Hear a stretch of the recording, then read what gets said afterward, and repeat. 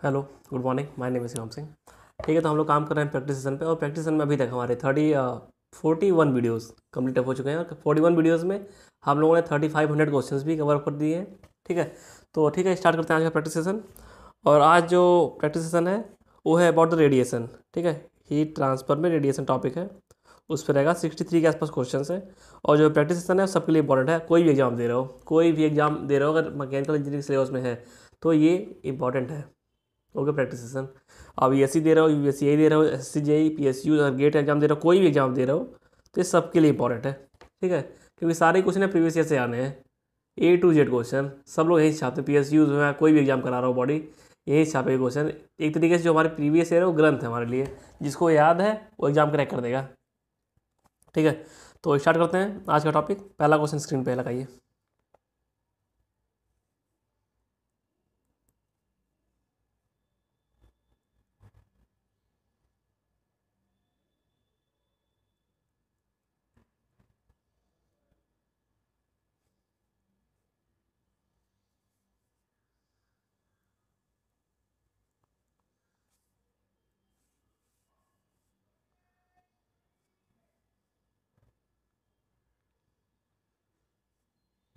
देखो, पहले क्वेश्चन में बोला गया है कि आपको बताना है कि जो हीट ट्रांसफर होता है, हीट लूज हो रहा है किसी बॉडी से, वो किस पे डिपेंडेंट होता है, किस पैरामीटर्स पे। तो सिंपल हमें फार्मूला पता है क्यू का, ये फार्मूला होता है। ठीक है, क्यू का।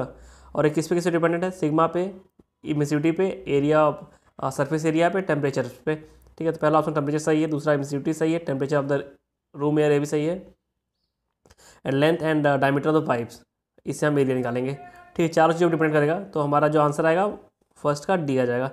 ट्राई क्वेश्चन नंबर 2 में मैचिंग कराना है इक्वलेंट इमिसिविटी निकाल के। ठीक है, तो ये भी क्वेश्चन ट्राई करिए आप।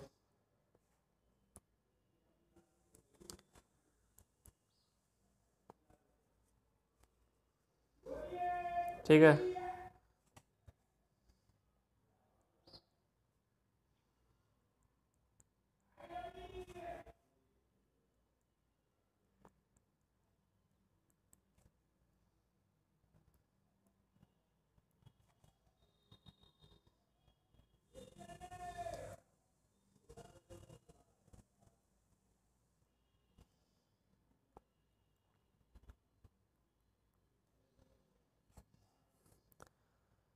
देखो ये जो क्वेश्चन है उसमें सिंपल जो चीज़ हमें पता है सबसे पहले उसे पकड़ लेंगे। ठीक है, मैचिंग वाले क्वेश्चन में ही करना है, जो आपको सबसे ईजीएस्ट लगे उसे पकड़ लो, उससे मैच करा दो, फिर ऑप्शन को सेलेक्ट कर दो। तो सबसे पहला ईजीएस्ट है जो इनफाइनाइट पैरेलल प्लेन्स। तो इसका हमें पता है कि ये होता है 1 अपॉन, ये होता है, सिंपल बता रहे हैं आपको। तो ये कहाँ पे है, ए का, सॉरी ए का, गलत हो गया यहाँ पे, ए का सी। ठीक है, ए का 3, सॉरी ए का 3, ए का 3 करते ही ये ऑप्शन चला गया, ए चला गया, बी का 1 ऑटोमेटिकली सेट हो गया। देन हमें कंसेंट्रिक सिलेंडर का पता है कि ऐसा कुछ होता है इस टाइप का, तो डी का 4 हो गया, 2। ओके, ये सेट हो गई चीज़ें। तो 31 24 डी आंसर।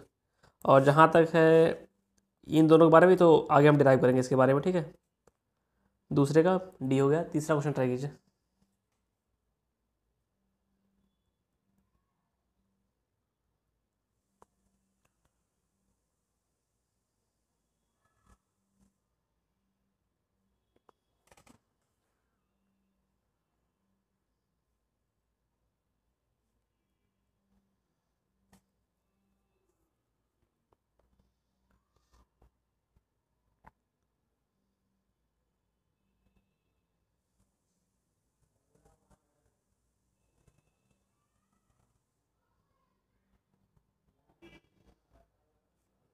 दो, ये जो क्वेश्चन है सिंपल है भी। जो विंडो ग्लासेस होते हैं, विंडो ग्लासेस जो होते हैं वो जो शॉर्ट वेव्स के लिए ट्रांसपेरेंट होते हैं, और for the long waves opaque होते हैं। जैसे शॉर्ट वेव है तो वो हाई एनर्जी वेव होगी, ठीक है, वो उसको पेनिट्रेट कर देगी और अंदर चली जाएगी। और वही लॉन्ग वेव हो गया तो वो कम एनर्जी की होती है, तो वो पेनिट्रेट नहीं कर पाएगी, वो बाहर नहीं आ पाएगी। दैट्स यही होता है रीजन। ठीक है, इसीलिए जो कार होती है हमारी, कार्स कार्स इसीलिए हीटअप हो जाती है अगर धूप में खड़ा कर दो तो। लॉन्ग वेव्स आती हैं सन से, अंदर चली जाएंगी, नहीं सॉरी, शॉर्ट वेव्स आती हैं सन से, अंदर चली जाएंगी। लेकिन जब अंदर से बाहर हीट निकलनी होगी तो लॉन्ग वेव्स हो जाएंगी, तो बाहर नहीं आ पाएगा। इसलिए कार जो हमारी धूप में खड़ी रहती हैं वो गर्म हो जाती हैं। ठीक है, तो वही रीजन है। तो ए का 4 हो गया, ए का 4 होते ही ये दोनों चला गया, बी का 1 ऑटोमेटिक सेट हो गया। देन हम पहुँचे सी पे, कार्बन डाइऑक्साइड। इसके बारे में पता नहीं यार क्या होता है, लेकिन रेडियोसिटी पता है मुझे। रेडियोसिटी जो होता है वो हीट एमिशन हो रहा है फ्रॉम एनी सरफेस, वही रेडिएशन कितना एमिट हो रहा है फ्रॉम सरफेस, मतलब rate at which radiation leaves a surface. D का 3 हो गया, 2 ऑटोमेटिकली 2 हो गया, सी का ऑटोमेटिकली 2 हो गया। ठीक है, तो 4 1 2 3 आंसर हो जाएगा। थर्ड का सी। Try question number 4।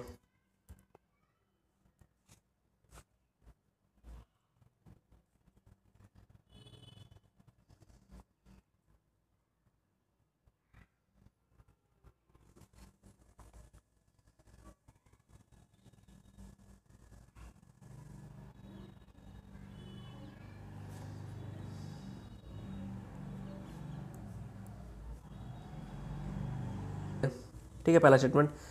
दूसरा है black body absorbs maximum heat which is generated by aerodynamic heating when the plane is flying. नहीं यार देखो, ब्लैक उसको पेंट इसलिए करते हैं कि जो उसमें हीट एब्जॉर्ब हुआ हो उसको एमिट करने के लिए। अगर कोई अच्छा एब्जॉर्बर तो अच्छा एमीटर भी होगा, ये आपने पढ़ा है ना किरचॉफ लॉ। तो सिंपल सा है, ये रीजन नहीं है, ये गलत है। और देखो इस बुक में इसका आंसर बी दिया हुआ, लेकिन मेरा आंसर जो होगा वो सी होगा। ठीक है, मैंने दूसरी बुक से वेरीफाई किया, वहाँ पे सी आंसर था। Okay, try question number 5।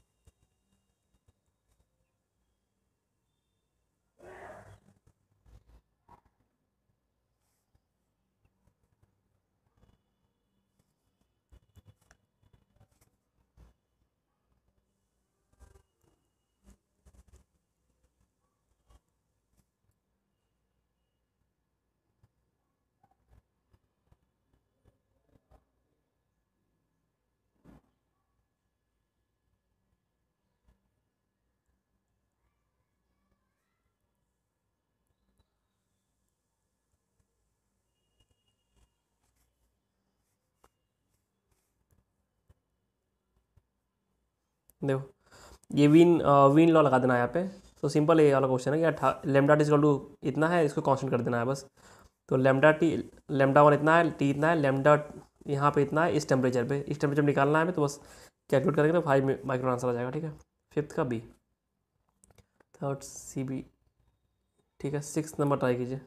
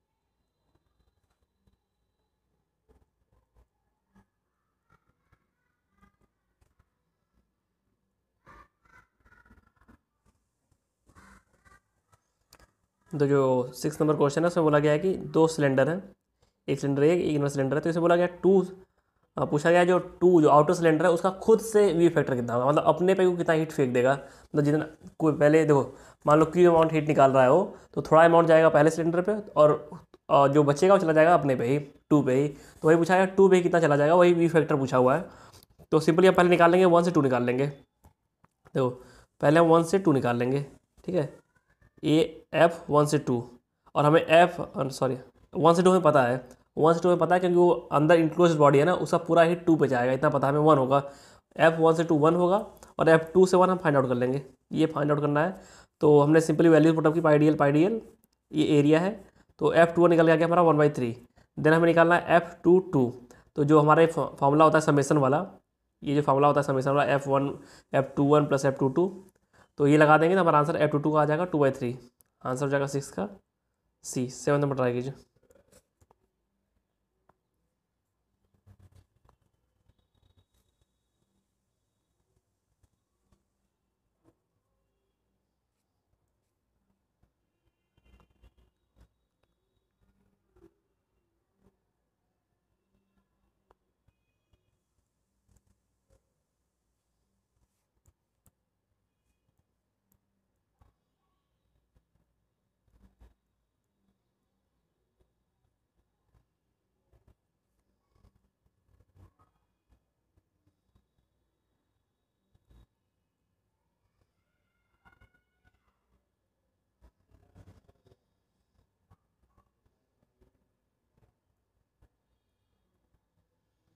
अच्छा, तो एक चीज़ याद कर लो, अगर कहीं रेडिएशन का क्वेश्चन कर रहे हो ना, जो एक कांस्टेंट आता है ये वाला 5.6 इंटू 10⁻8, तो 10⁻8 को लेके हमेशा मत चला करो, इसीलिए चलो कोई फायदा होता नहीं। जैसे मान लो टेम्परेचर तुम्हारा 400 दिया हुआ है, ठीक है, तो 400 पावर 4 होना ही है, तो ये 8 आएगा ही, ये कटना ही है बाद में जाके, ठीक है। तो हमें हमेशा ये मैनिपुलेट में चलना है, तो इससे टाइम बचेगा हमारा। जैसे दो मैं ये वाला क्वेश्चन कर रहा हूँ, उसमें ध्यान देना कैसे मैं करता हूँ, ठीक है।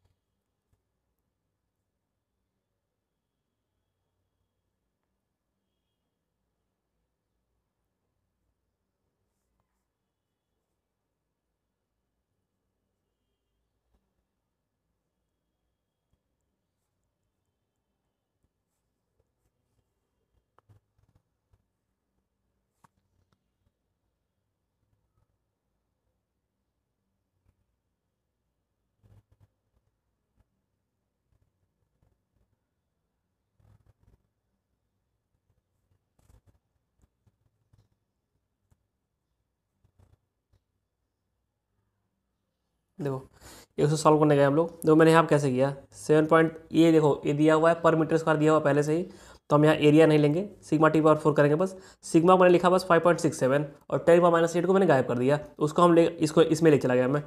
देन T⁴ के लिए सॉल्व किया इसे, सॉल्व करने पे हमारा आ रहा है T⁴ equal to this. Okay, तो ये देखो ये अप्रॉक्सीमेट आपका 6 से ज़्यादा आएगा, टी अगर हम निकलने जाएंगे 6 से कुछ ज़्यादा आएगा, ठीक है। तो वो लेकिन केल्विन में होगा, जैसे 6.3 आता है, तो इसको हम एज्यूम करेंगे 630 एज्यूम करेंगे, ठीक है। बस इतना ध्यान देना है आपको, जो टेम्परेचर है उसमें 100 से मल्टीप्लाई कर देना है बस। तो वो 10⁻8 लेकर हम नहीं चले हैं तो काफ़ी कैलकुलेशन में आसानी हो जाती है। तो 630 है केल्विन में, तो इसके अप्रॉक्सीमेट निकाल लो टेम्परेचर कितना आना चाहिए। टेम्परेचर आपका होगा 330 डिग्री सेल्सियस के आसपास होगा, 330 के आसपास, ठीक है। 7 का भी होना चाहिए, भी है भी, ठीक है। समझ गया ना, ऐसे करना कैलकुलेशन, मतलब 10⁻8 का आपको लेके नहीं चलना अपने साथ, अगर लेके चलोगे अपने साथ वो दिक्कतें क्रिएट करेगा बस कैलकुलेशन में। CPU से आप हटा दो और जो टेम्परेचर फाइनल निकल के हमारा आता है हर जगह, उसमें 100 से मल्टीप्लाई कर दो, या फिर अगर टेम्परेचर कहीं दिया हुआ है तो उसमें 100 से डिवाइड करके 10⁻8 को हमेशा हटा के ही रखो, उससे दिक्कत मतलब कैलकुलेशन मिस्टेक हो गई होगी, मैं बता दे रहा हूँ एक्सपीरियंस से अपने, इसीलिए उसका हमेशा अलग रखो। देन 6 का आंसर 7 का आंसर बी हो गया। 8 नंबर ट्राई कीजिए।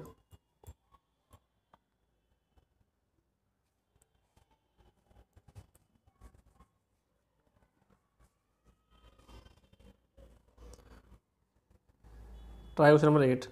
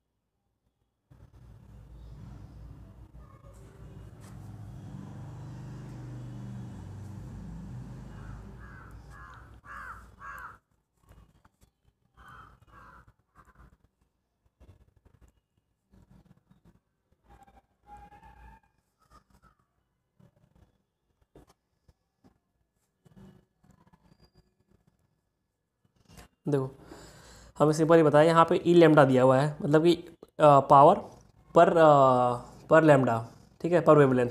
तो हम बस ई लेमडा को इंटीग्रेट कर देंगे तो हमारा ई निकल के आ जाएगा। तो सिंपली हमने यही किया बस इसमें। और देखो 0 से 3 तक 0 है, इसको हटा देंगे, और 25 के बाद भी ये 0 है, इसको हटा देंगे। बस हमें ये 2 रीजन जो है इसमें कैलकुलेट करना है, ये 2 रीजन जो दिए हुए हैं। तो मैंने वही किया, 150 D lambda and 300 D lambda. Okay, इसमें वैल्यूज पुटअप कर दी 3 to 12 एंड 12 to 25, और सॉल्व करने पर हमारा आंसर है 5250। 8th का डी हो गया। 9th नंबर ट्राई कीजिए।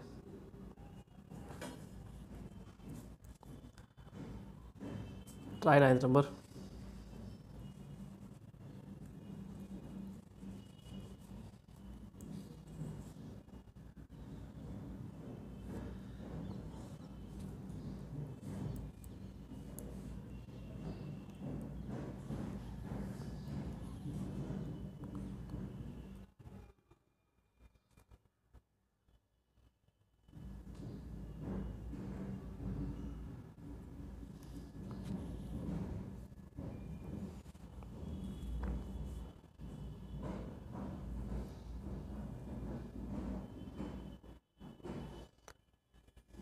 देखो जो 9th नंबर क्वेश्चन है उसमें सिंपली फैक्ट्स दिए हुए हैं बस। तो फैक्ट्स हैं कि for metals the value of एब्जॉर्बिविटी is high. एब्जॉर्बिविटी high नहीं कह सकते, क्योंकि हम जो अल्फ़ा प्लस रो रिफ्लेक्टिविटी प्लस ट्रांसमिटिविटी, इसमें रिफ्लेक्टिविटी हाई होती है काफ़ी मेटल्स में, ठीक है। एब्जॉर्बिविटी होती है लेकिन उतना हाई नहीं कह सकते कंपेरेटिवली। और कहना कह सकते हो आप, 1 स्लाइटली करेक्ट ले लो 1 को। देन 2 आप चलते हैं, for non conducting reflectivity is low, ये भी सही है। For non conductivity materials reflectivity is low, ये सही है। दूसरा तो for polished surface reflectivity is high, ये तो पक्का सही है, ये एग्जैक्ट हम लेके चलेंगे। 3 को होना चाहिए हमारे ऑप्शन में। और फोर्थ है the for gases reflectivity is low, 4 होना चाहिए हमारे ऑप्शन में। और 1 2 में सेलेक्ट करना है हमें, कौन सा सेलेक्ट करते हैं, ठीक है। तो 1 2 3 4 होना चाहिए, तो बी और ए ऑप्शन है। तो बी और ए, तो आपको 2 चेक करना है बस। तो 2 आप पढ़ो, for non conducting materials reflectivity is low, तो सही है, रिफ्लेक्टिविटी लो होती है नॉन कंडक्टिंग की। देन 2 3 4 आंसर हो जाएगा, ये होगा आंसर, ठीक है। ट्राई कीजिए क्वेश्चन नंबर 10।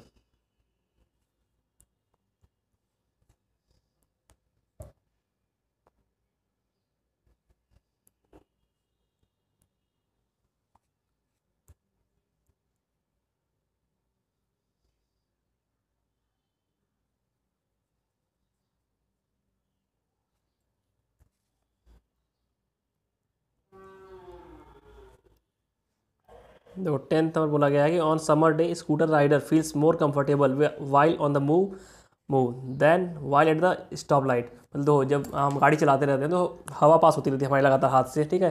तो वहाँ से जो हीट होता है बाई कन्वेक्शन निकल जाता है यहाँ तेज़ी से, तो वही रीज़न होता है कि ज़्यादा हम लोग बढ़िया फील करते हैं। तो रीजन वही कि an object in motion captures less, गलत है। More heat is lost by convection and radiation by motion, ये सही कह सकते हैं हम लोग सी को, ठीक है। सी सही कह सकते हैं, 10th का सी। 11th ट्राई कीजिए।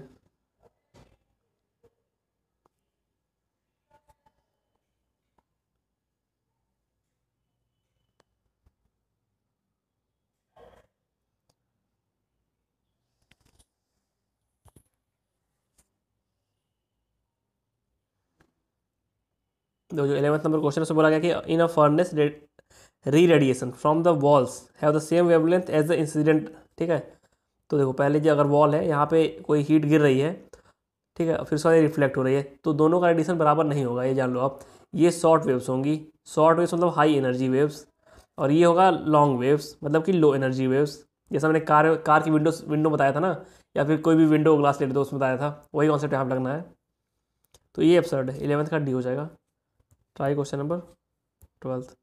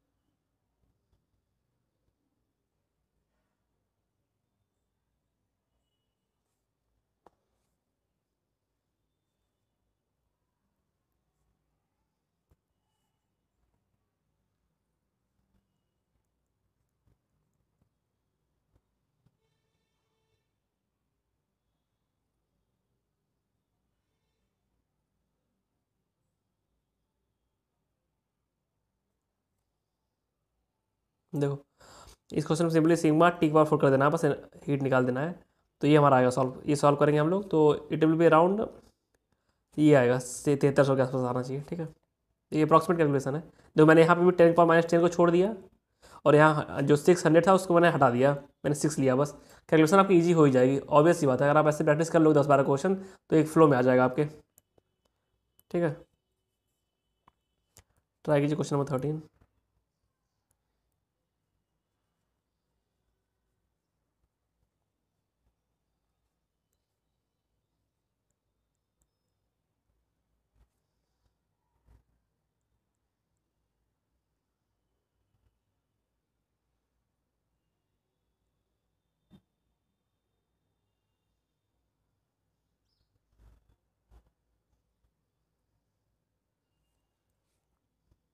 तो ये क्वेश्चन काफ़ी बार आप कर चुके हो और याद होगा आपको। अब स्टीफन बोल्ट्जमैन लॉ क्या होता है, वही रेडिएशन वाला।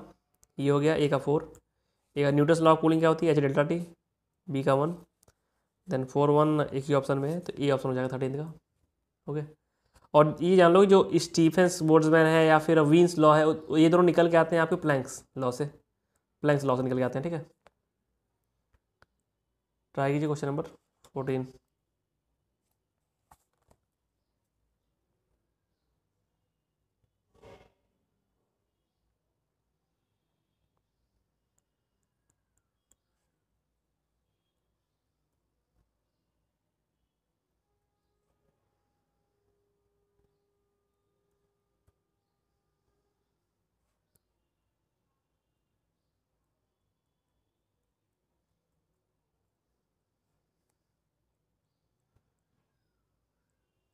दो सिंपल यहाँ पे इमिसिव पावर की बात की गई है, तो आपको पता है क्यू जो होता है T⁴ होता है। ठीक है, तो सिंपली आप वैल्यू सुटअप कर दोगे बस, तो आंसर हमारा 84 आ जाएगा। 14 का डी। 15 ट्राई कीजिए।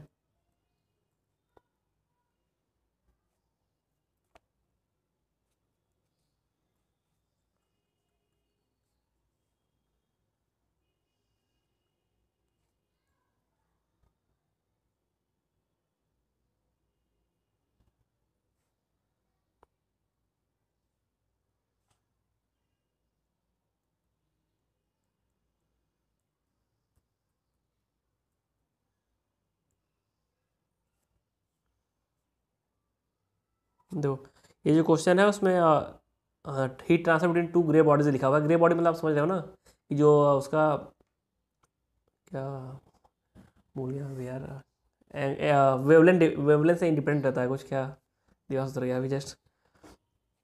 मतलब अगर ग्रे बॉडी है तो वेवलेंथ से इंडिपेंडेंट, और डिफ्यूज बॉडी है तो एंगल से इंडिपेंडेंट।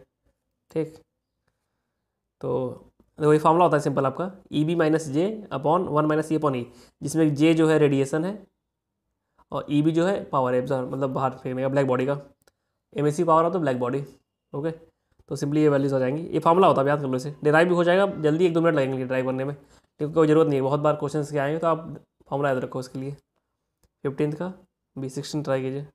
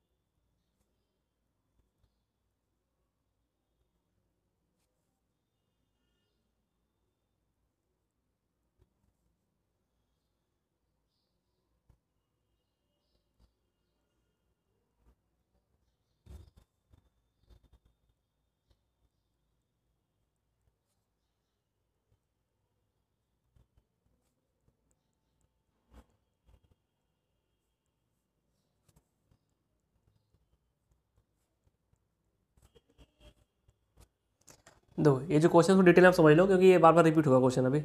तो इसमें बोला गया है कि there is a hemispherical body placed on the flat surface with respect to it's self.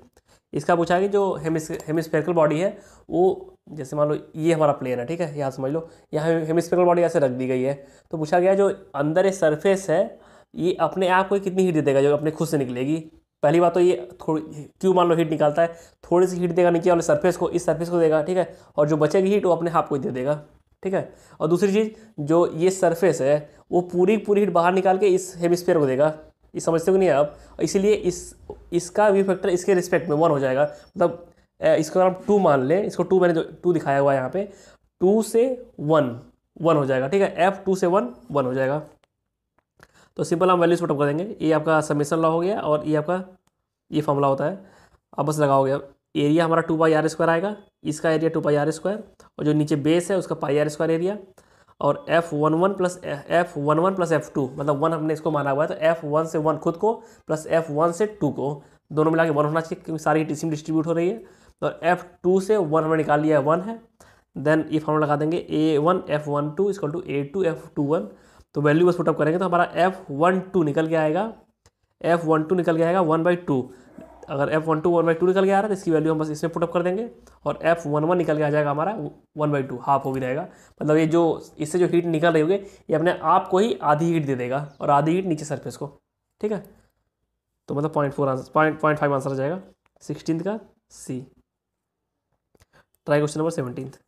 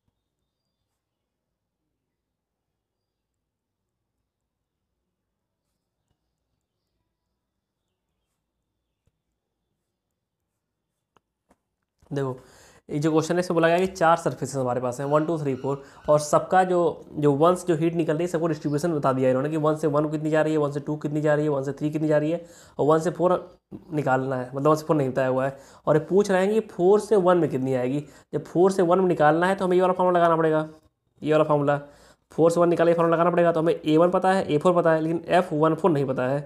तो हम सीधे समेशन रूल लगा देंगे ये वाला, और F14 निकाल लेंगे। तो F14 हमारा निकल के आ गया 0.25।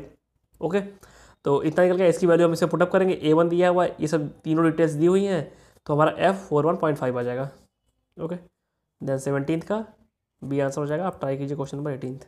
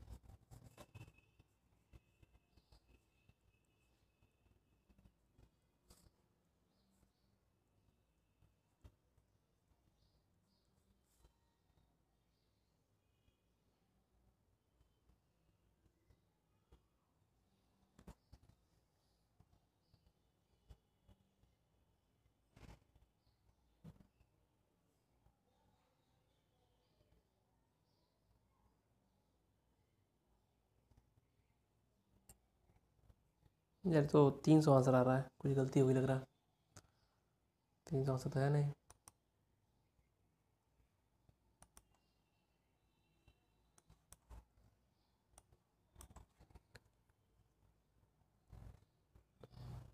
अच्छा सॉरी, इसमें एक गलती है यार। अरे यार, यहाँ एक प्लेट को कह रहे हैं, मैंने सोच लिया बीच में रख रहे हैं कोई प्लेट।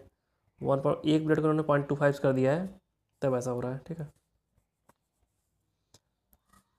तो 2 4 -1, नीचे 5 आ जाएगा इसके, एक सम ऑफ हो गए, तो हमारा 600 आंसर आएगा। ठीक, देखो कैसे मैंने किया। जो ऊपर टर्म होता है रो, ये सिग्मा इंटू T1/4 - T2/4, इसको मैंने के मान लिया है क्योंकि उसमें वेरिएशन कोई हो नहीं रहा है। और नीचे जो दो प्लेट्स दी हुई थी, इमिसिविटी वाला जो इक्विवेलेंट फॉर्मूला लगा दिया है 1/E + 1/E2 - 1, इसको सॉल्व आउट करने पे हमारा के वैल्यू मैंने निकाल लिया। यहाँ से के की वैल्यू आ गई हमारी 3000। ठीक है, और यहाँ जब दूसरा Q2 निकालना हुआ, जिसमें कि हमने एक प्लेट को 0.25 से रिप्लेस कर दिया है, तो उसमें सॉल्व आउट करने पे यहाँ पे ये आएगा नीचे इमिसिविटी 1/0.5 + 1/0.25 -1, इसका 2 हो जाएगा, इसका 4 हो जाएगा, देन -1 = इस सब करने में यहाँ 5 आ गया, और ये फाइनली आंसर हमारा 600 आ गया। ठीक है, 18th का बी हो गया। 19th नंबर ट्राई कीजिए।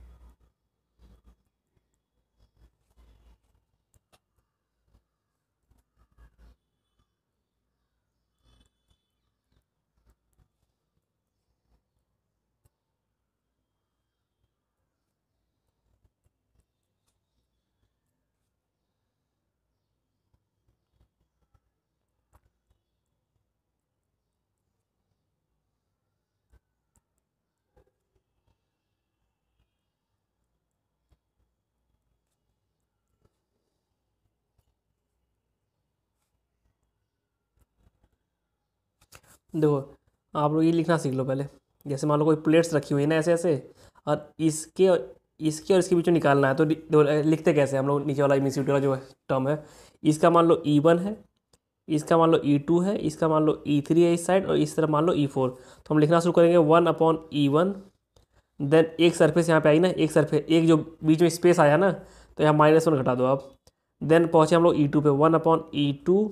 फिर देखो यहाँ सरफेस तो है नहीं, प्लेट के इस तरफ थे, अब इस प्लेट इस तरफ आ जाएंगे, तो फिर आएगा 1/E3। ओके, फिर एक और स्पेस आ गया, 1 और माइनस कर दो, देन हम पहुँच गए इस वाले पे, 1/E4। इस तरीके से लिखते हैं। देखो इमिसिविटी वाला जो टर्म होता है, तो वही यहाँ पे देखो, अगर E2 और E3 सेम हो जाए, तो वही ये वाला टर्म जुड़ के 2 हो जाएगा, 2/E2 हो जाएगा। वही मैंने यहाँ पे किया हुआ। ये लिखने का तरीका समझे ना कैसे करते हैं? ठीक है, तो वही मैंने यहाँ पे किया हुआ, सॉल्व किया हुआ है। देखो पहले Q हमारा ऐसे था, और तो K/3 हमारा आ गया, Q2 पर फिर बीच में हमने एक प्लेट रख दी, जिसके दोनों साइड इमिसिविटी 0.25 थी। ठीक है, तो 2/0.25 आ गया, 2/0.25, और इसे सॉल्व करने पे K/10 आया। इतना समझ गया ना? देन इसको सॉल्व आउट कर लीजिए बस, तो आंसर हमारा सी आ जाएगा। इन्होंने पूछा हुआ है कि कहाँ तक रिड्यूस हो जाएगा, तो Q2/Q1 निकाल देंगे तो 3/10 हो जाएगा। ठीक है, Q2/Q1 निकालने पे देन हमारा आंसर 19th का सी आ जाएगा। ट्राई कीजिए क्वेश्चन नंबर 20।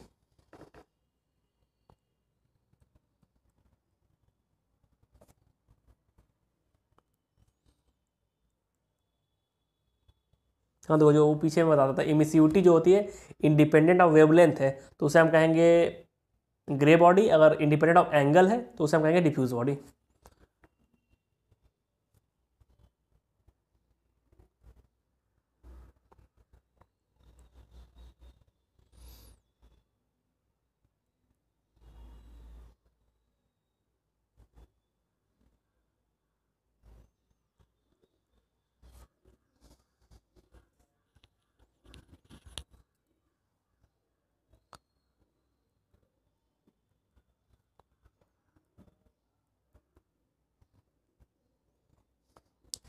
देखो ये क्वेश्चन देखो, इसे बोला है ब्लैक बॉडी, तो ब्लैक बॉडी का अल्फा 1 होता है। अगर अल्फा 1 हो गया तो ये दोनों टर्म जीरो होंगे, ऑब्वियस सी बात है, क्योंकि alpha plus rho plus tau equal to 1 होता है, जिसमें अल्फा एब्जॉर्बिविटी है, टाउ ट्रांसमिसिविटी है और रो रिफ्लेक्टिविटी है। ओके, तो रिफ्लेक्टिविटी जीरो हो जाएगी, जीरो ब्लैक बॉडी के लिए। तो ये मैंने ए से 3 मैच करा दिया। देन आया ग्रे बॉडी। ग्रे बॉडी मैंने बताया आपको कि जो इमिसिविटी है that is the independent of wavelength, it means it will be B का 1 हो जाएगा। तो 2 1 एक ही ऑप्शन में हमारा ये आंसर हो गया। ठीक है, 20 का ए, 21 ट्राई कीजिए।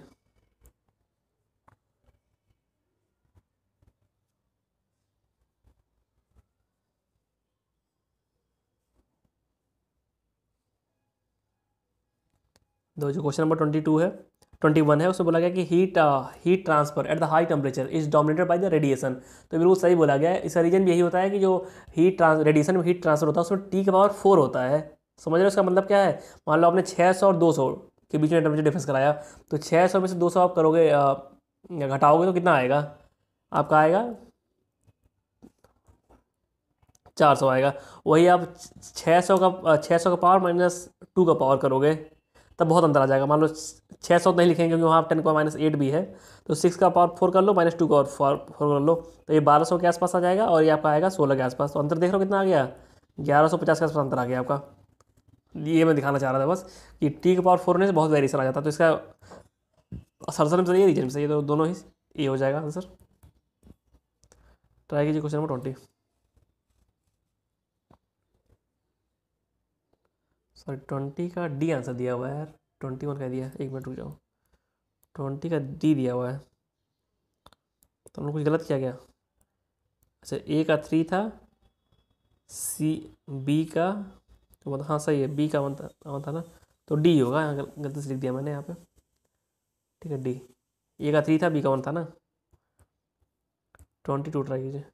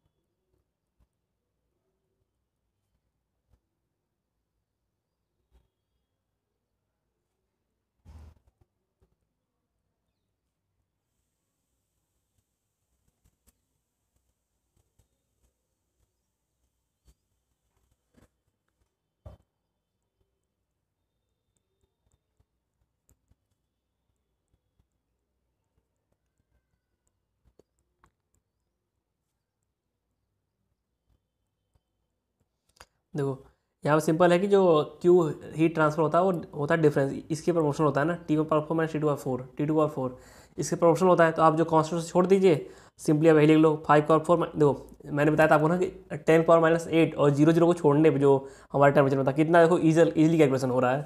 5 पावर 4 कर दिया, -3 पावर 4 कर दिया आपने, तो 544 आ गया। ओके, देन Q2 हम निकालने गए तो 4 पावर 4 -3 पावर 4, तो यहाँ से आपका 175 आंसर आ गया। ओके, देन हमें निकालना है कितना परसेंटेज Q2 कितना परसेंटेज है Q1 का। तो सिंपली आप कर दोगे Q2 बाई Q1 इंटू 100 कर दोगे, परसेंटेज निकल के आ जाएगी कितना रह गया है। तो 31% आ रहा है आंसर। ठीक है, 21 का 22 का ए हो जाएगा। 23 ट्राई कीजिए।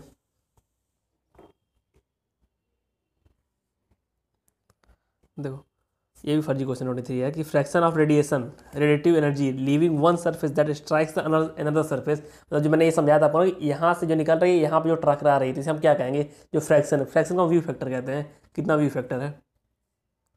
तो सी आंसर। 24 ट्राई कीजिए।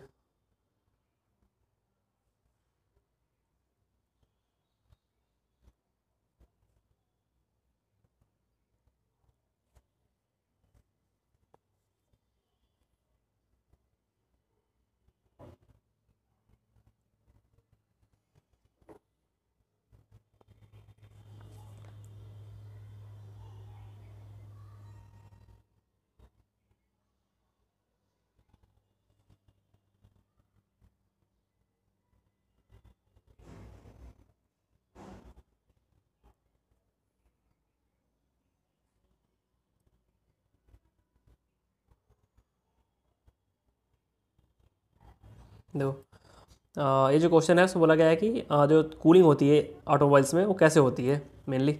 तो पहला कि heat transfer from the gases to cylinder wall takes to the convection and radiation. देखो जो अंदर आज फ्यूल जल रहा होता है तो उसमें बहुत हाई टेम्परेचर होता है, तो हाई टेम्परेचर होने की वजह से मेनली जो रेडिएशन डोमिनेट कर जाएगा, और दो रीजन से होगा कंडक्शन आपका, due to the radiation and the convection. Okay, पहला सही स्टेटमेंट है। दूसरा जो स्टेटमेंट है ये बोल रहा है कि जो रेडिएटर होता है हमारा, जो बाहर आपने देखा होगा कार्स में जो आगे फ्रंट में लगा होता है, ये कह रहा है उसका जो हीट ट्रांसफर होता है बाई द रेडिएशन होता है, वो गलत है। उसका रेडिएशन मेनली होता है ड्यू टू द कन्वेक्शन। आपने देखा होगा जो अम्बेसडर पुरानी होती थी उसमें फैन लगा होता था। फैन हम इसीलिए लगाते थे ना कि फोर्स कन्वेक्शन हो, मतलब फोर्स तो होता ही ऑब्वियसली बात, गाड़ी चलेगी तो फोर्स से एयर आएगा और हीट को लेके जाएगा, लेकिन उसमें हम फैन और लगाते थे जिससे कि और अच्छी से कूलिंग हो जाए। ठीक है, तो mainly due to the convection होता है, not due to the radiation. इन्होंने ये गलत बोल दिया, तो सेकेंड स्टेटमेंट फर्जी स्टेटमेंट है। दूसरा काटते ही हमारा आंसर हो गया बी, 24 का बी। और 25 नंबर क्वेश्चन रिपीटिशन है क्वेश्चन नंबर 2 का, आप देख लीजिए इसे।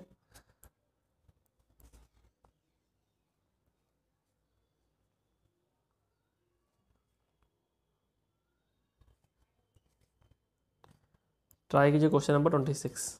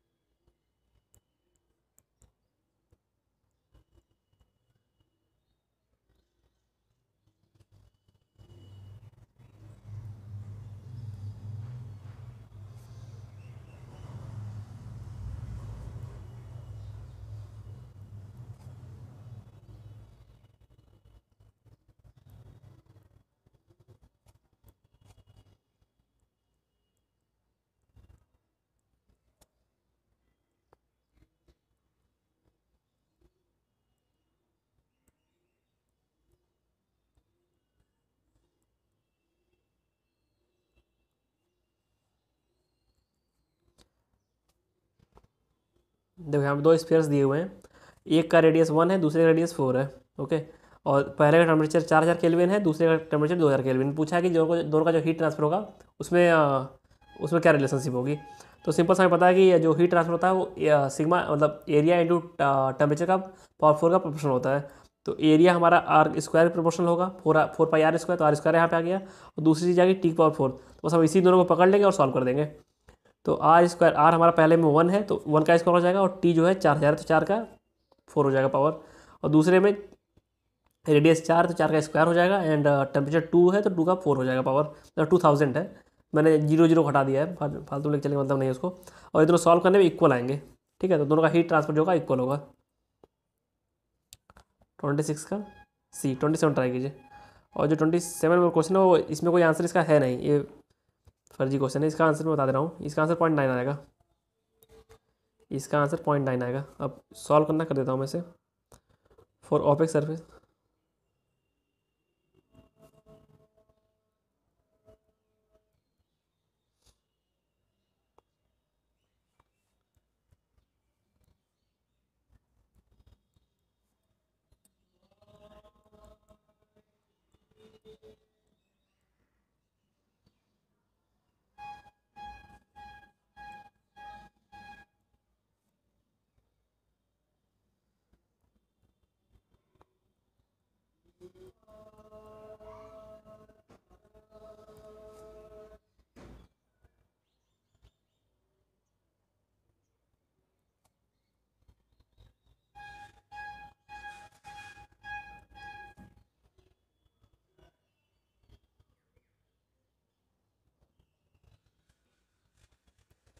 देखो ऐसे सॉल्व होगा ये।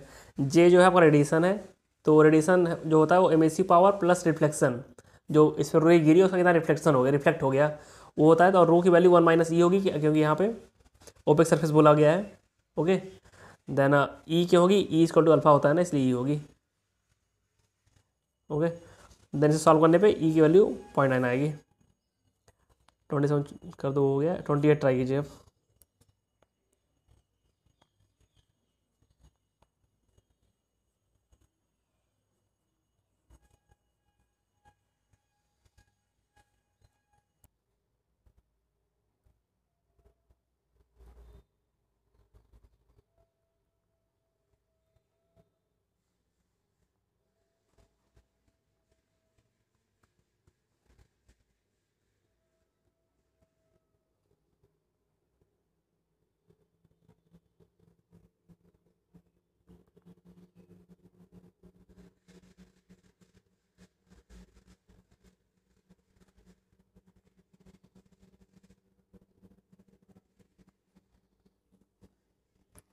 देखो ये जो क्वेश्चन है, इस क्वेश्चन में करना है कि दो पैरेलल प्लेट्स थी, दोनों का एमिसिविटी 0.7 था, और इन्होंने कहा कि कितनी प्लेट्स बीच में डाल दें 0.7 की ही कि जो इसका हीट ट्रांसफर है वो बाई 75% रिड्यूस हो जाए। तो देख लो इसका फार्मूला होता है हमारा, अगर सेम एमिसिविटी प्लेट डाल इसका फार्मूला आपका होता है Q final equal to 1/n+1 into Q initial. N क्या है, नंबर ऑफ प्लेट्स है ऑफ सेम एमिसिविटी। ओके, तो इसे आप सॉल्व करोगे, क्यू फाइनल हमें करना है देखो क्यू फाइनल जो हमारा होना चाहिए ना 0.25 होना चाहिए, 0.25 Q1, क्योंकि 75% रिडक्शन है। तो इसे आप सॉल्व करोगे तो n=3 आएगा। और एक और चीज़ आप याद करके रख लो कि अगर सेम एमिसिविटी की प्लेट डाल रहे हैं ना, तो अगर एक प्लेट डालेंगे तो 50% रिडक्शन होगा, दो प्लेट डालेंगे तो 66%, तीन प्लेट डालेंगे 75%, चार प्लेट डालेंगे तो 80% रिडक्शन होगा। ओके, ये होता है रूल होता है, ये आप याद कर लो, काफ़ी और आता है क्वेश्चन। देन 28 का आंसर हमारा हो गया सी। 29 ट्राई कीजिए।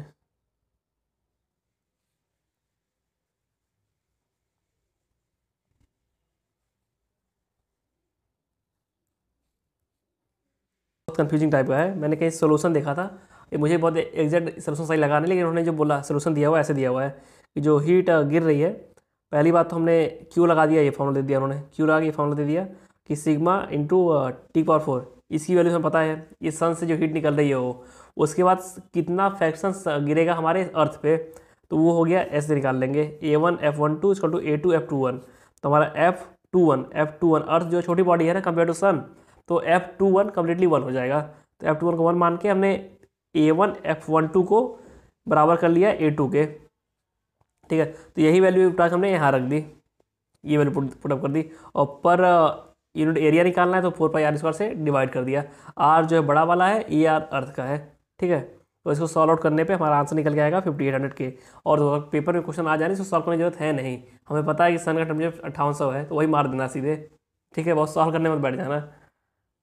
देन इसका आंसर सी रहेगा मोस्ट, मतलब 90% चांस सही हो जाएगा क्वेश्चन। अब 10% तो अब लग पे है कि अब मान लो एग्जामिनर ने खेल दिया, दिमाग लगा दिया कि बच्चे ऐसा कर सकते हैं, तो अलग बात है, लेकिन आंसर 5800 हो जाएगा। अब ट्राई कीजिए क्वेश्चन नंबर 30।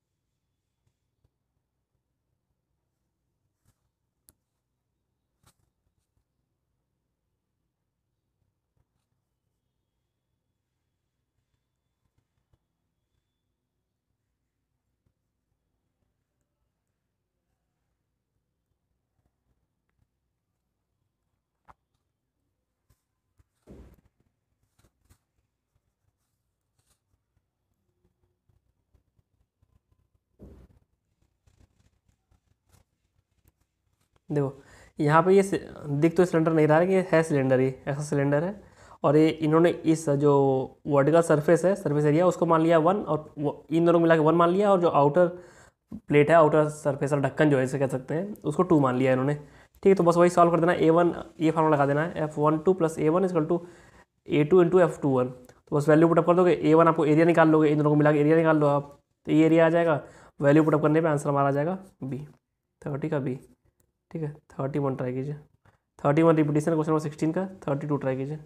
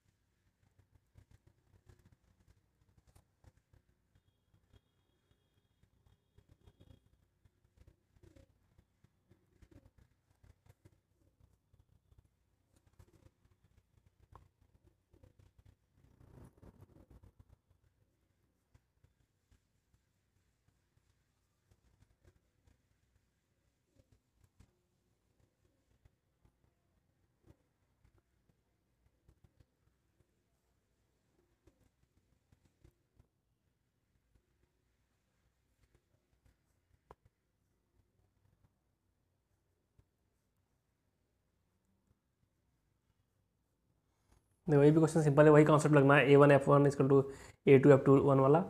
तो वैल्यू सीधा सीधा बस वैल्यू पुटअप कीजिए। A1 आपको पता है, A1 आपका क्यूब है, तो क्यूब का जो सरफेस एरिया होगा वो A² इंटू 6 साइड्स हैं तो 6 सरफेस एरिया हो जाएगा 6A²। देन आप मल्टीप्लाई कर देंगे F12 दिया हुआ है आपका यहाँ पे कि आउटर क्यूब से स्फीयर पे कितना हीट गिर रही है, वी फैक्टर कितना है, और इसे सॉल्व आउट करने में 5 आ जाएगा आंसर। तो 5 मीटर आंसर हो गया 32 का B. Try question number 33 try कीजिए।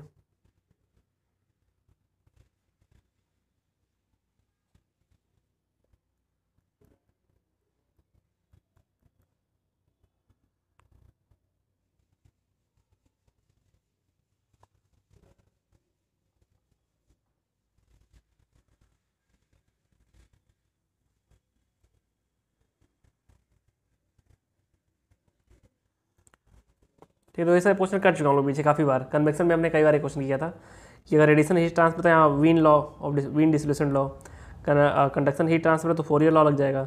फोर्स कन्वेक्शन तो स्टैंडर्ड नंबर जो रिलेशनशिप बैठाते हैं कोलबर्ग एंड रेनॉल्ड एनालॉजी से। देन हमारे आंसर सेट होगा 2 3 4 1 और answer will be C. Try 34।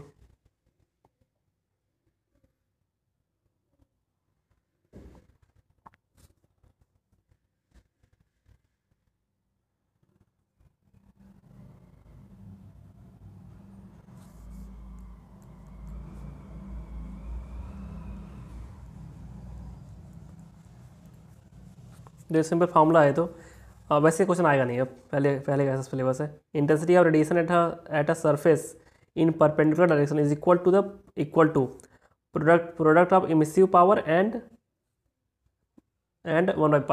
ठीक है, ये फार्मूला होता है आपका सिंपली, तो सी आंसर हो जाएगा इसका। ट्राई 35 रिपीटेशन है, 36 ट्राई कीजिए।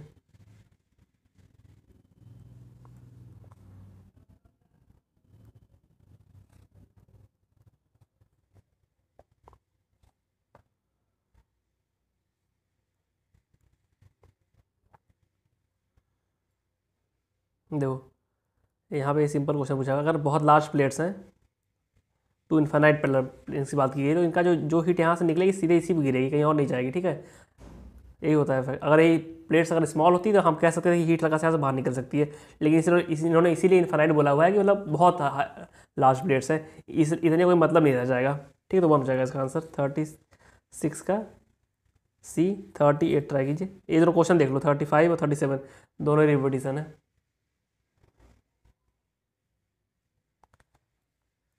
ठीक है, 38 ट्राई कीजिए अब।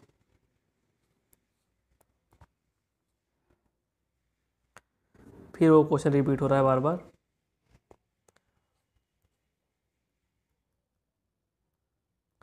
आप मैचिंग में ये सीख लो, जो आपको आता है सबसे पहले उसे पकड़ के मिला दो, फिर अपने आप चीज़ें सॉल्व हो जाएंगी इजीली।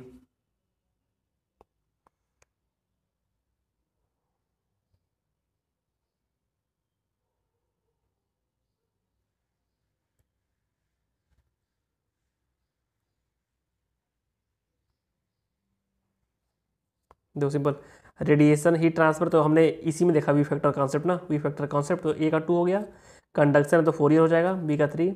देन फोर्स कन्वेक्शन है तो आपका सिंपली आपका स्टैंडर्ड नंबर, सी का 4, डी का 1, तो 23 41 डी आंसर 38 का। 39 ट्राई कीजिए।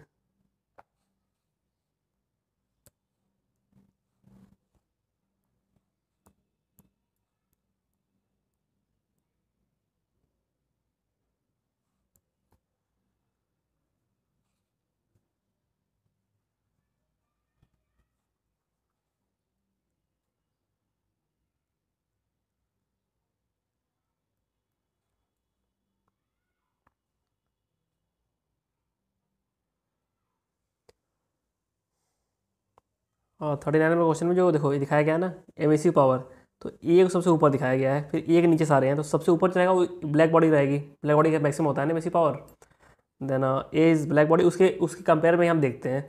और जो सी नंबर है, सी जो ऐसे ऐसे बना हुआ है अगड़म बगड़म, तो सी जो है नॉर्मल बॉडी है। और जो बी नंबर आप देख रहे हो, बी नंबर आप देख रहे हो ना, वो एक यूनिफॉर्मिटी दिखा रहा है विद द अपर कर्व, मतलब ये इन्फॉर्मेटिव दिखा रहा है अपर कर्व, इसका मतलब जो ये रेशियो इसका प्लस इसका रेशियो हमेशा कांस्टेंट है, इसका मतलब ये ग्रे बॉडी है, ठीक है, वेवलेंथ डिपेंड नहीं कर रहा है, रेशियो हमेशा सेम है। तो सी बी आपका ग्रे बॉडी हो जाएगा, ए आपका ब्लैक बॉडी और सी रैंडम है। Then A is selective meter गलत है, ए इज ग्रे गलत है, ए इज गलत, A is black body, B is for grey body and C is for selective meter, ठीक है, डी आंसर हो जाएगा। 40 ट्राई कीजिए, 40 नंबर।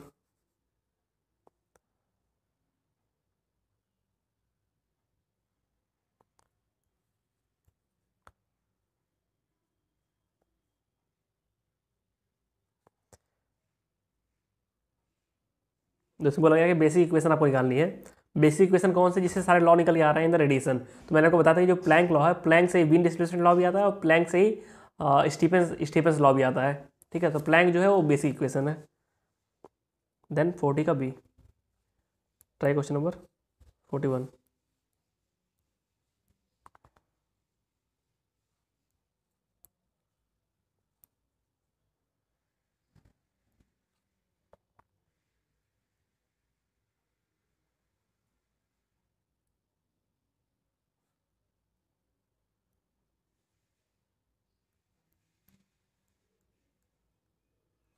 तो इसमें है कि for hemisphere solid angle is the solid angle is measured. तो इन हेमीस्फीयर सॉलिड एंगल जो मेज़र करते हैं उसको हम बाई स्टेरेडियन मेज़र करते हैं, और स्टेरेडियन मेज़र करते हैं। और इसमें एक और खास बात होती है ना, ये मैंने दिखाता है कि अगर हमारा कोई यहाँ पॉइंट रख दिया गया तो कितने एरिया में हमारा रेडिएशन से हीट दे पाएगा, वही दिखाता है, ठीक है। तो अपर एरिया दे पाता, और इसी को हम 2 पाई मानते हैं, मतलब हेमीस्फीयर को ही 2 पाई में मेजर करते हैं।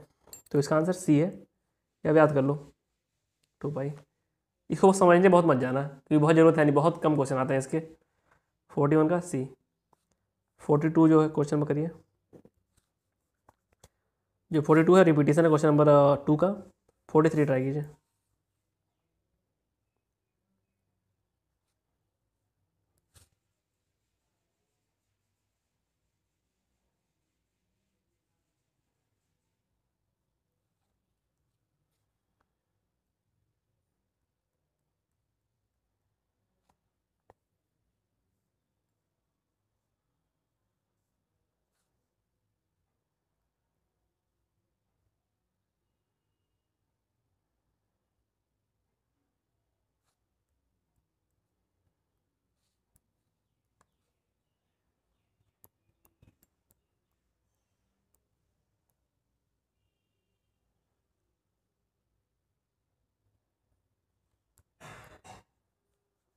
फोर्टी थ्री ट्राई कीजिए। तो इसे बोला गया है कि ना पार्टिकुलर डायरेक्शन में रेडिएशन इंटेंसिटी क्या होगी।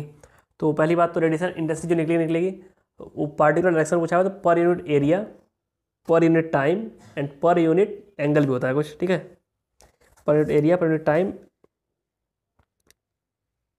ठीक है, ये सही है। Radiated energy per unit time, area, हाँ solid angle, per unit time, per unit solid angle, per unit area, ठीक है। तीनों चीज़ देखते हैं रेडिएशन में, तीनों चीज़ देखते हैं, time, area and solid angle. वही मैं कह रहा था। 43 का बी आंसर हो जाएगा। 45 ट्राई कीजिए।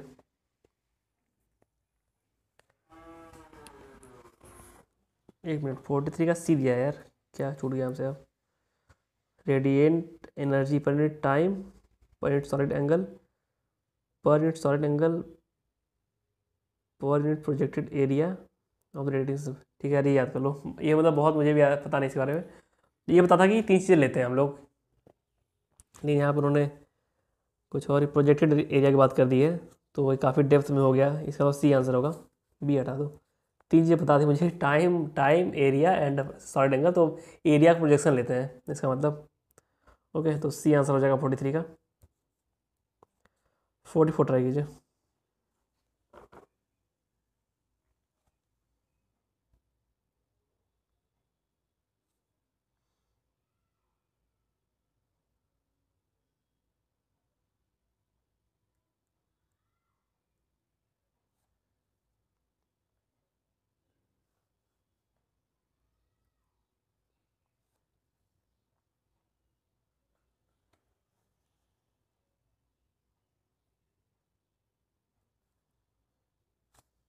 हाँ, तो यहाँ मैं डिराइव करना आपको सिखाऊंगा कि अगर स्मॉल बॉडी और लार्ज बॉडी है तो उसमें कैसे निकालते हैं, मैंने पीछे बोला था सेकंड नंबर क्वेश्चन में कि कैसे, एक जगह दिखाऊंगा मैं।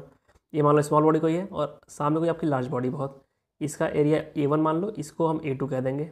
ओके, तो अब निकालना सिखाते हैं। 1 माइनस E1, देखो इस तरीके से लिखते हैं हम लोग।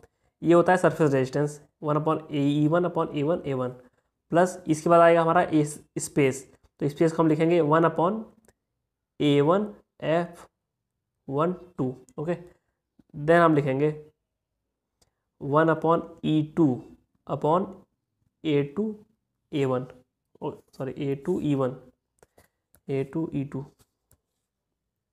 ठीक है। अब इसको सॉल्व करना है हमें, तो हम इसमें सबसे पहले क्या करेंगे, A1 को ऊपर ले चले जाएंगे, जो ऊपर टर्म लिखे होंगे ना सिग्मा इंटू T⁴ वाला, इसके पास A1 को लेके चले जाएंगे। A1 को, इसका मतलब यहाँ से A1 गायब होगा, यहाँ से A1 गायब हो जाएगा और यहाँ पे A1 आ जाएगा। ओके, इतना समझ रहे हो आप ना। अब सॉल्व करिए 1/E1 माइनस 1, ये सॉल्व करने पे प्लस जो F1 से 2 है, अगर स्मॉल बॉडी है तो उसका पूरा हीट बाहर वाले चले जाएगा ना, ऊपर वाले पे जाके चपक जाएगा, तो F1 होगा आपका, F1 होगा, तो ये भी 1/1 हो गया। देन ये बचता है वाला टर्म A1/A2 1 माइनस E2/E2। तो जो ये देखो A1/A2 की वैल्यू बहुत कम आएगी ना, A1/A2 की वैल्यू बहुत कम आएगी ना, तो इसको आप 0 के इक्वल मान लोगे और यहाँ पे 1 से 1 कैंसिल हो जाएगा, तो हमारा E1 ही जो है वो ऊपर चला जाएगा इसके पास। समझ गए, यही मैं पीछे कहा था ड्राइव करूँगा, यहाँ पे ड्राइव कर दिया है कि जो अगर कोई क्लोज स्मॉल बॉडी है लार्ज इनक्लोजर के अंदर, तो जो इमिसिविटी होती है इक्विवेलेंट, वो बस E1 रह जाती है, मतलब स्मॉल बॉडी का जो है वही रह जाएगा। ओके, तो यहाँ पे क्वेश्चन में स्मॉल बॉडी क्या दिया हुआ है, 0.54 दिया हुआ है स्मॉल बॉडी का, तो यही आंसर हो जाएगा हमारा B, 44 का B। सही है, 44 का B। ठीक है, ऐसे डिराइव करते हैं इसे। 45 नंबर ट्राई कीजिए।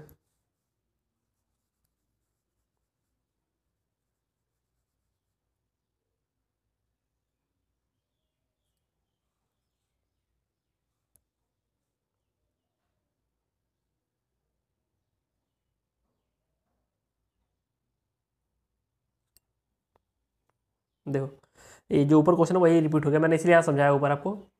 हमने पीछे क्या एजम्पशन लिया कि जो स्मॉल बॉडी का एरिया बहुत कम है कंपेयर टू द इनक्लोजर, इसीलिए जो वो टर्म था A1/A2 इंटू 1 माइनस E2/E2 वो कैंसिल आउट हो गया, जीरो हो गया, उसका हमने जीरो इसलिए इक्वलेंट जीरो कर दिया था। ठीक है, तो हमने क्या एज्यूम किया, A1 का एरिया बहुत कम है कंपेयर टू A2, या फिर आप ऐसे कह सकते हो कि A2 का एरिया बहुत ज़्यादा है कंपेयर टू A1। तो देख लेते हैं इसमें क्या दिया हुआ है, A1 is very small compare to A2, यही एज्यूम्पशन मैंने दिया हुआ है वहाँ पे। ठीक है, तो 45 का C आंसर हो गया। Try 46 number.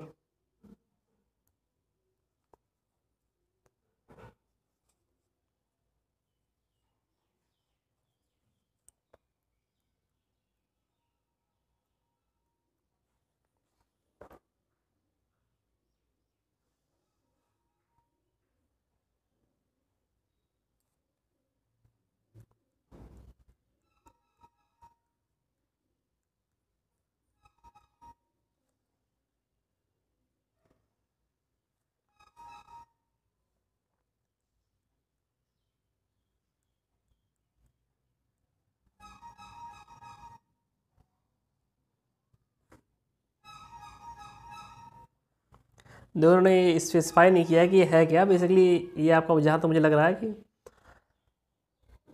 क्या है, सिलेंडर क्यूब में स्पेयर है या किस में क्या है, समझ लिखा ही नहीं इन्होंने कुछ। हाँ ये लिखा था यार, sphere within a cube, ठीक ठीक लिखा है, sphere within a cube लिखा हुआ है ना। तो देखो जो स्पेयर अंदर है उसकी सारी हीट तो क्यूब पे जाएगी ऑब्वियस है, क्योंकि अंदर अंदर इनक्लोज सारी हीट निकलेगा क्यूब पे चला जाएगा, तो F1 से 2 1 हो जाएगा, F1 से 2 1 हो गया। तो अब A1 जो है, A1 का सरफेस एरिया क्या होगा 4πr², और F12 कितना है 1, और A2 कितना है, A2 आपका हो जाएगा 6 टाइम हर सरफेस का एरिया, और एक सरफेस का वो कितना है 2r² इंटू F21। ठीक है, 2r² था ये, तो r से r कैंसिल आउट हो जाएगा, हमारा बचेगा यहाँ पे 4π/6 इंटू 4, तो π/6 आएगा आंसर। ठीक है, आंसर π/6, 46 का D, 46 का D सही है। ठीक, समझ गया ना कैसे किया मैंने, F12 जो अंदर स्पेयर है उसकी सारी हीट तो क्यूब पे लग जाएगी ना, चली जाएगी, तो उसी हिसाब से मैंने कर दिया इसको सॉल्व। और जो ये स्पेयर है इसका डाया जो है वो जो क्यूब है उसके साइड के बराबर होगा। ओके, तो 5/6 आंसर आ गया। 46 का 47 ट्राई कीजिए।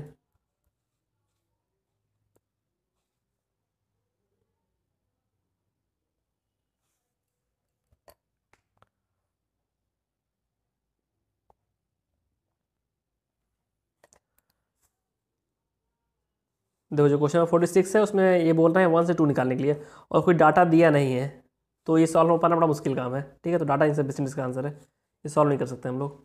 47 का डी सही है। 48 ट्राई कीजिए। अब ये सारे क्वेश्चन फर्जी वाले हैं।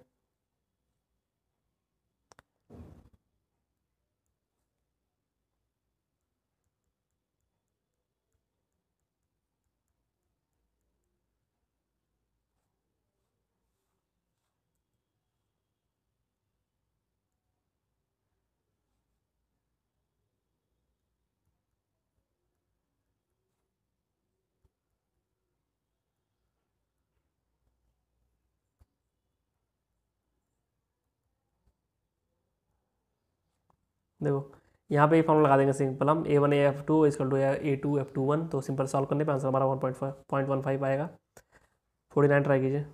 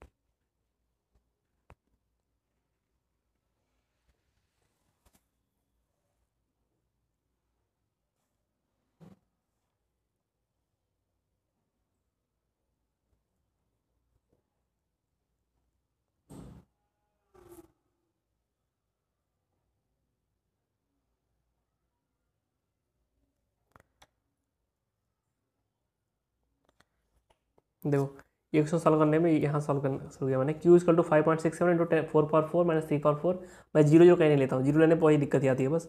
और वही फॉर्मूला लगा दिया हमने 1/E1 प्लस 1/E2 माइनस 1, तो E1 E2 इक्वल सेम है इसमें, तो वही सॉल्व आउट करने पे इसको 800 के आसपास आएगा आंसर, तो हमारा बी आंसर हो गया। ठीक है, 49 का बी, और 48 का आंसर था हमारा बी, ये भी था। 50 नंबर ट्राई कीजिए।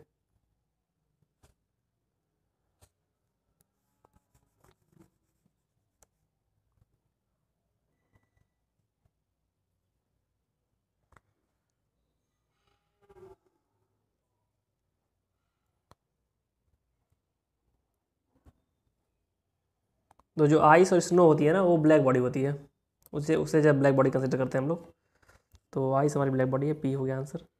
ब्लैक बॉडी मतलब ब्लैक दिखना नहीं होता है। ठीक है, 51 ट्राई कीजिए।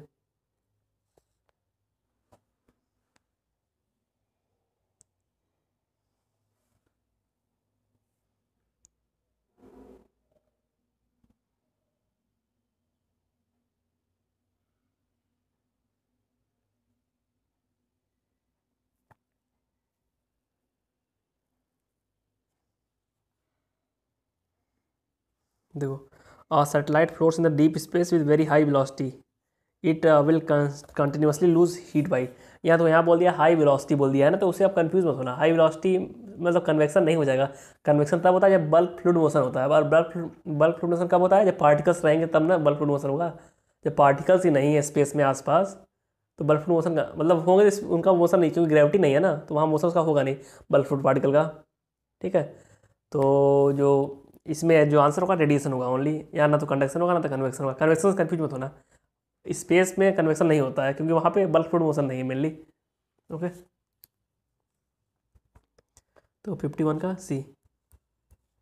52 ट्राई कीजिए।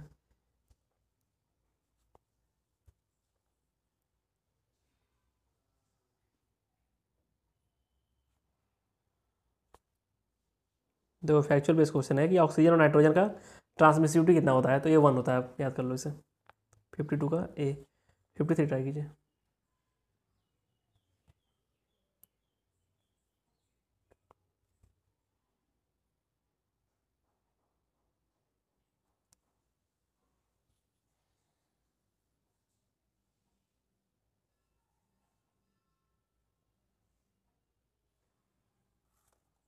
देखो ये क्वेश्चन हम करते आ रहे हैं कई बार, ये तो हमने इसका एप्लीकेशन कर लिया, जो 53 में स्टेटमेंट 1 दिया हुआ है इसका हम एप्लीकेशन कर चुके हैं कि अगर कोई बॉडी हीट एमिट कर रही है तो जो हीट निकल रही है वो इक्वल होगी, सारे हीट जोड़ देंगे जितना सबने एब्जॉर्व किया है। हो सकता है वो खुद कुछ हीट ले रहा हो, जैसे कि हम हेमिस्फीयर वाले सर्फेस में देख रहे थे इस वाले में, ठीक है। तो वही दिया हुआ है इसमें कि सारा का समेशन 1 होगा वी फैक्टर्स का। दूसरा का कह रहे हैं कि this is called the summation relation among the view factors for enclosure, ये भी सही है, ठीक है। तो इसका आंसर भी हो जाएगा, कोई रिलेशन नहीं लेकिन इसमें रिलीज मतलब रीजन मैंने वो बताया आपको क्या रीजन होगा, कि मतलब सारा जो हीट जो सम अप करेंगे तो वन मतलब heat emitted equal to heat absorb आना चाहिए, इसलिए इसका भी फैक्टर 1 होता है कम्प्लीटली मिला के, ठीक है। 54 ट्राई कीजिए।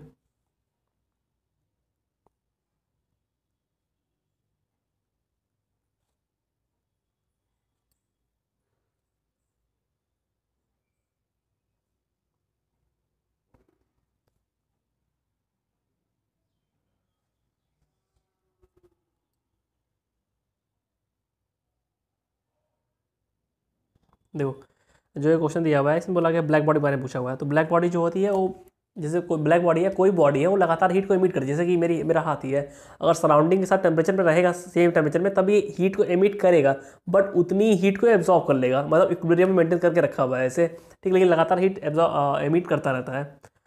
अगर कोई भी बॉडी अगर 0 केल्विन पे नहीं है, 0 केल्विन से हल्का सा ऊपर एब्सोल्यूट टेम्परेचर से, तो वो हीट एमिट करेगी बाय रेडिएशन, ये आप जान लो, ठीक है। और जो 0 केल्विन पे हीट ना इमिट करने का जो फंडा है उसे हम प्रीवॉस्ट थ्योरी कहते हैं, प्रीवॉस्ट थ्योरी, ओके। तो इसमें जो तीनों स्टेटमेंट्स हैं कि ब्लैक बॉडी से परफेक्ट एमिटर, ये भी सही है, and alpha is to 1 for the black surface, ये भी सही है। तो यहाँ ब्लैक सरफेस लिए से ब्लैक बॉडी मान के चलो आप, इतना वो तामझाम नहीं करना है, इतना बाल की खाल निकालोगे तो यूपीएससी कहते हैं कि इतना कॉमन सेंस होना चाहिए तुम्हारे पास, ठीक है। 54 का सी। इसका बता दे रहा हूँ, अगर अगर यूपीएससी ने अगर इसका आंसर 1 2 दिया होता ना तो वो 1 2 ही सही मानते, और उन्होंने आंसर अगर 1 2 3 दिया तो 1 2 3 को ही सही मान लेंगे, कह देंगे कि आपके पास कॉमन सेंस होना चाहिए, क्योंकि यहाँ ब्लैक सरफेस लिख दिया है ना, ब्लैक बॉडी नहीं लिखा है। 55 ट्राई कीजिए।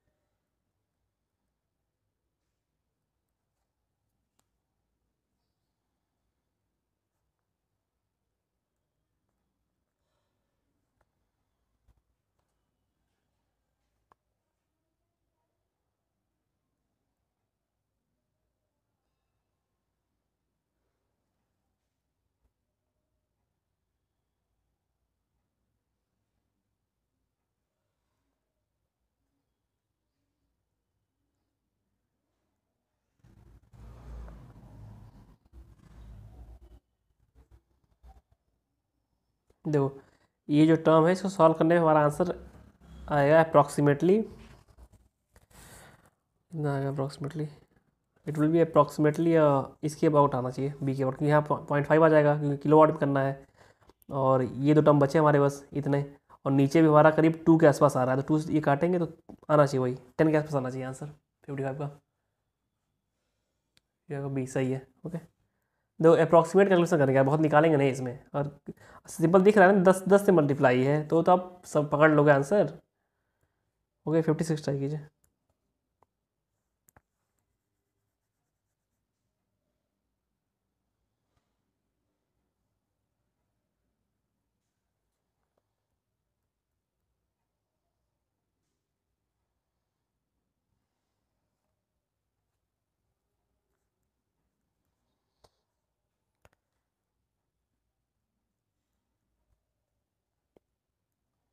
देखो ये भी सिंपल क्वेश्चन है, मीन डिस्प्लेसमेंट लगा देना है। मीन डिस्प्लेसमेंट से ही हमारा जो at a particular temperature maximum heat कहाँ किस वेवलेंथ में एमिट होगी, ये बताता है आपका मीन डिस्प्लेसमेंट लॉ। ठीक है, तो लेमडा आपका निकलना है, तो टी आपका दिया हुआ है यहाँ 29 क्या 28.9 होता है, मतलब 2898 आसपास कुछ होता है, लेकिन हम 29 मान के चलते हैं उसे फॉर कैलकुलेशन के लिए।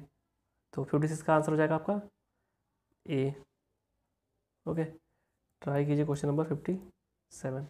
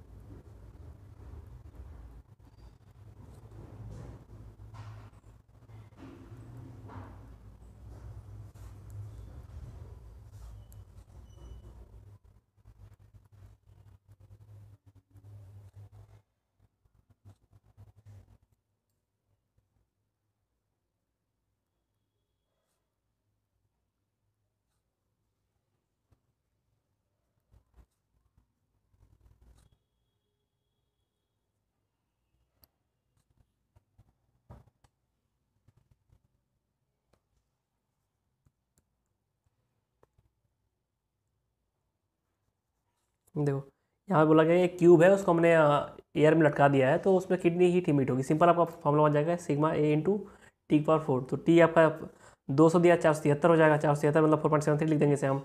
यहाँ 5.67 तो ये जो 0.67 है इसको बढ़ा के कर देंगे, घटा के 6 कर देंगे, और 4.73 को बढ़ा के 5 कर देंगे। अप्रॉक्सीमेट कर रहे हैं हम लोग कैलकुलेशन, तो हमारा अप्रॉक्सीमेट आंसर आ जाएगा इसके अराउंड 702। ठीक है, नहीं नहीं ये नहीं, यहाँ एक और है, ये भी है। इन दोनों में कन्फ्यूजन है यार। देखो अब इतना अगर सटीक कैलकुलेशन दे दिया गया है तो ये अपने बस की नहीं है। अब अगर ये सिर्फ कैल्सी से ही कर सकते हैं, और कैल्सी हमारे पास सॉल्यूबल है नहीं, तो मैं सीधे इसका आंसर देख रहा हूँ अब। इसका आंसर यही दिया हुआ है 72। ठीक है, ये क्वेश्चन रिपीट होता है, 2-3 एग्जाम में आया हुआ है, तो इसको अब याद कर लो यार, अगर करना है तो। अगर कैलकुलेटर नहीं रहेगा क्या करोगे फिर, मिस्टेक हो जाएगी। और 2-3 बार अगर आप पेपर लगाते हो ना, ये प्रीवियस ईयर वाले, या वीडियो देखते हो जितनी मैंने वीडियो बना दिए हैं, तो आपको याद हो जाएंगे, इतना जान लो। क्योंकि एक कन्वर्सेशन टाइप होती है ना हर क्वेश्चन के बाद, तो जो कन्वर्सेशन होता है उससे जो चीज़ें हैं स्टेबल होती है माइंड में आपके, बैठती हैं जाके, फिक्स होती हैं। धुआं धुआं नहीं रहता कि उड़ रहा है सब। ठीक है, तो इससे मुझे भी काफ़ी एडवांटेज है, मुझे भी लगभग सारे क्वेश्चन याद ही हो गए हैं अब, क्योंकि मैं खुद लगाता हूँ क्वेश्चन, फिर पूरा क्लास बनाता हूँ A to Z, देखता हूँ उस टाइम क्वेश्चंस को, देन फिर रिकॉर्डिंग करता हूँ। तो 3 बार रिवीजन होता है मेरा हर चैप्टर लगाने में। तो इसका 57 का आंसर ए है। अब तो यार इतनी कैलकुलेशन कोई नहीं कर पाएगा, ये भी दिया है, ये भी दिया है, पावर 4 भी है। आप ट्राई कीजिए 58 नंबर ट्राई कीजिए। जहाँ अप्रॉक्सीमेट होता है वहाँ मैं कर देता हूँ, करके दिखाता हूँ आपको कैसे कर सकते हैं अप्रॉक्सीमेशन। यहाँ पे ट्राई किया मैंने, लेकिन हो नहीं पाया, क्योंकि 2 ऑप्शन बहुत सारे आसपास दे दिए थे। वही अगर यहाँ पे इसे अगर आप कोई 2200 लिख देता तो मैं यही आंसर तुरंत मारता ये वाला, लेकिन यहाँ इन्होंने 1800 लिख दिया, तो कन्फ्यूज़न हो गया इसलिए।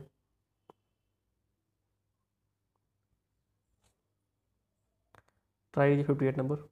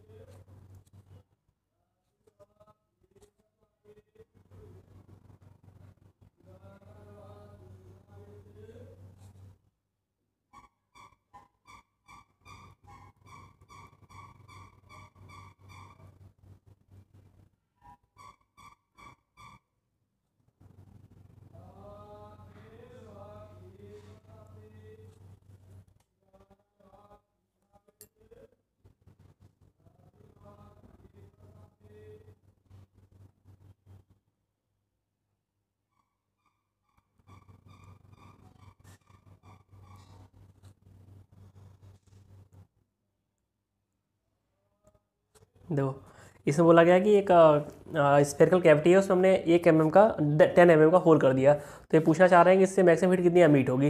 तो सिंपल फॉर्मूला लगा दोगे आपकी सिग्मा ए एमिसिविटी इंटू T⁴।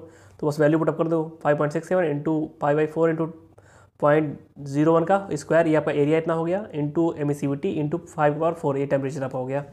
ठीक है, तो इसको सॉल्व आउट करेंगे हल्का अप्रॉक्सीमेशन लेके, तो हमारा आंसर इतना ही आएगा 1.39 के आसपास। ठीक है, अभी जो यहाँ पे जो इन्होंने ऑप्शन सही दिए हुए पकड़ में आ रहा है आंसर। तो 58 का आंसर बी है। अभी 59 नंबर रिपीटिशन है क्वेश्चन नंबर 16 का, तो इसका आंसर दे दे रहा हूँ मैं आपको। ये आंसर 59 का है। अब ट्राई कीजिए क्वेश्चन नंबर 60।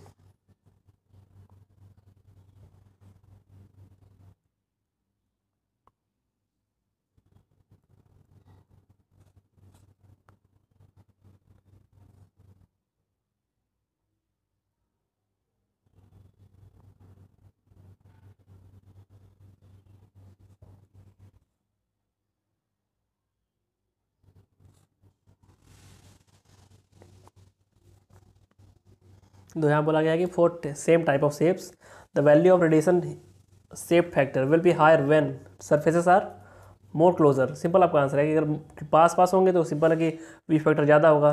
जैसे ये दोनों सरफेस पास पास रखे हुए हैं तो वी फैक्टर ज़्यादा होगा, ज़्यादा हीट रहेगी, और दूर रख दोगे तो ज़्यादा फैल जाएगा इसका हीट। ठीक है, तो पूरा इसको अचीव नहीं कर पाएगा, मतलब वी फैक्टर कम हो जाएगा। और देखो एक चीज़ जानो, शेप और साइज में अंतर होता है। शेप मतलब कि सेम शेप, मतलब सर्कुलर सर्कुलर सर्कुलर ये हो गया। साइज मतलब कि डाया सेम है, डाया सेम है तीनों का। ठीक है, यह अंतर जान लो, इसमें कंफ्यूज होना कभी। देन मोर क्लोजर 60 का आंसर ये हो जाएगा। 61 ट्राई कीजिए।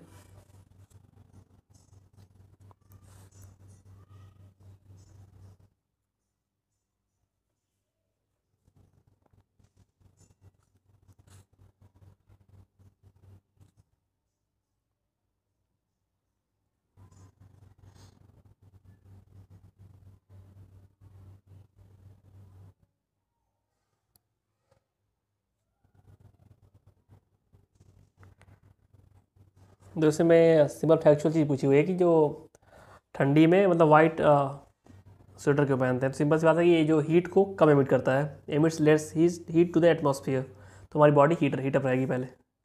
तो हमारा आंसर हो जाएगा 61 का बी। Try 62 number.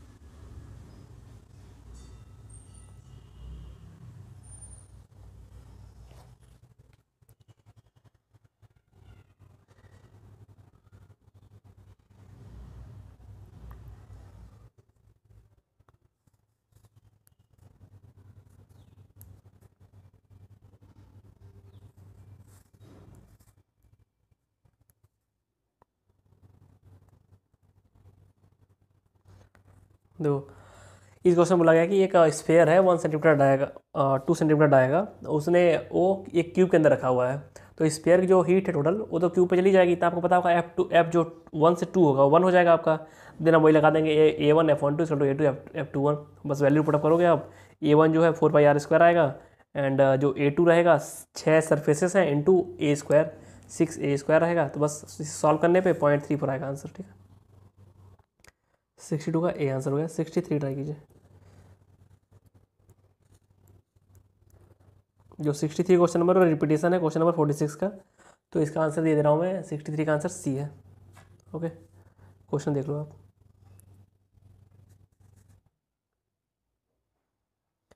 ठीक है, तो आज की क्लास कंप्लीट हुई, रेडिएशन खत्म हो गया, और कल जो आएगा चैप्टर वो रहेगा हीट एक्सचेंजर का। And thank you for being with me, और please subscribe channel and like share comment जो भी करना है करो, और जहाँ भी कन्फ्यूजन लेके वहाँ बताओ। देखो अभी लोगों ने प्रैक्टिस करना शुरू कर दिया और लोग बता भी रहे हैं कुछ क्वेश्चंस में एरर है, और मैं उनको जब वेरीफाई करता हूँ 2-3 बुक्स से जाके, तो पता चलता है कि जो बुक्स में ही एरर है, या फिर जो क्वेश्चन है वो भी इस तरीके से डिजाइन हो गया है कि कोई ऑप्शन मैच नहीं कर पा रहा है। ठीक है, एरर निकल के अब आना शुरू हो गया, मतलब हमारी जो नॉलेज है वो रिफाइन होना शुरू हो गई है। ओके, एंड अपने दोस्तों को बताओ about this practice session, and thank you and all the best for your exam.